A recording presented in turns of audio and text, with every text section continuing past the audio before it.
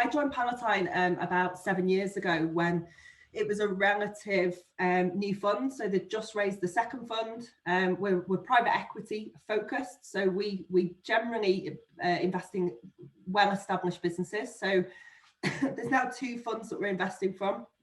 The second we raised in 2016, which is an impact focused fund. So that's got a real focus towards, it starts kind of from the base of ESG, but then looks at businesses that can demonstrate social or environmental impact in the way that they operate externally through products and services that they sell. And through that, we have quite a focus on just generally doing the right thing as a fund, which was a big attraction to me when I joined Palatine. I'd worked in corporate finance for about 8 years prior to that, buying and selling businesses, sat on the other side of the table advising people who were exiting businesses and seen some really bad examples of really aggressive private equity. And my first kind of reaction to being invited to go and sort of interview for a private equity role was, why would I want to do that? But it was very clear very quickly that Palatine were very different and did do the right things and sort of treated people the way that I was comfortable with. So I joined with a kind of role of building the pipeline, and that gives me a really, really broad remit, which means that I get to know businesses. I'm lucky to get to know businesses at all different stages and kind of, levels of kind of experience and levels of kind of establishment. So we can't really support startup funding.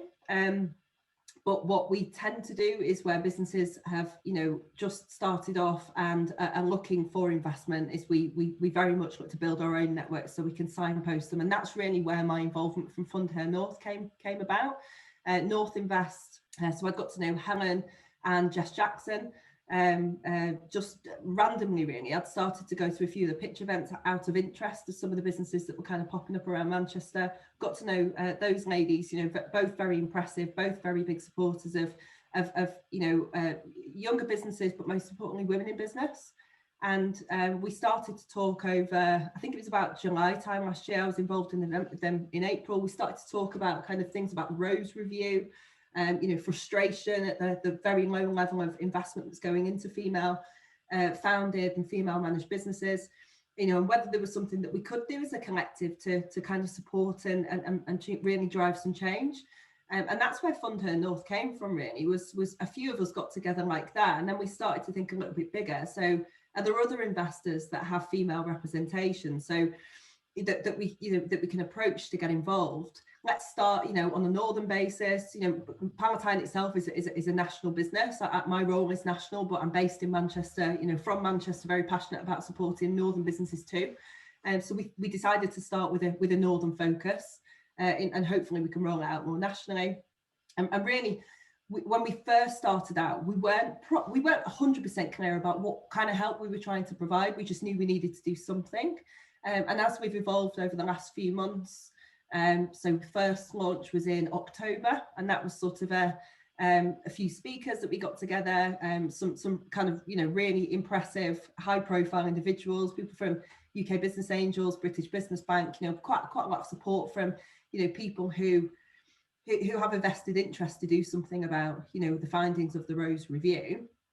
And since then we've had, I think, 3 other events, and really we've started to find our feet now. That the focus is around one, education. So one of the findings of the Rose Review is around female entrepreneurs probably underestimating their own ability and not accessing kind of the level of support that is available, and also not knowing where to find that support. So education being kind of one of the big focuses for Fund Her North is around let's not assume any knowledge. So let's not use acronyms, and if we use acronyms, let's explain what we mean. Let's bring people in who can talk about the different stages of investing, which is one of the events we did in December.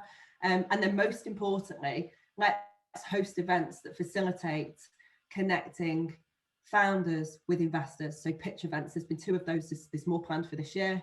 And then the other side of it is how do we give ongoing support to develop entrepreneurs, and help them to develop their own business plan and model. And so the other aspect that we've been looking into, and there's an event, is it the 4th of March? I think it is, GT. There's an event focused around how individuals can access mentoring and support to kind of build their own advisory board, for example.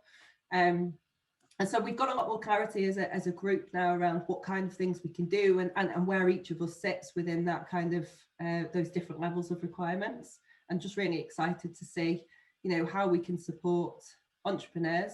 And from my own perspective, it's another outlet to get to know some really interesting people. I don't know a great deal about tech, and I won't pretend to.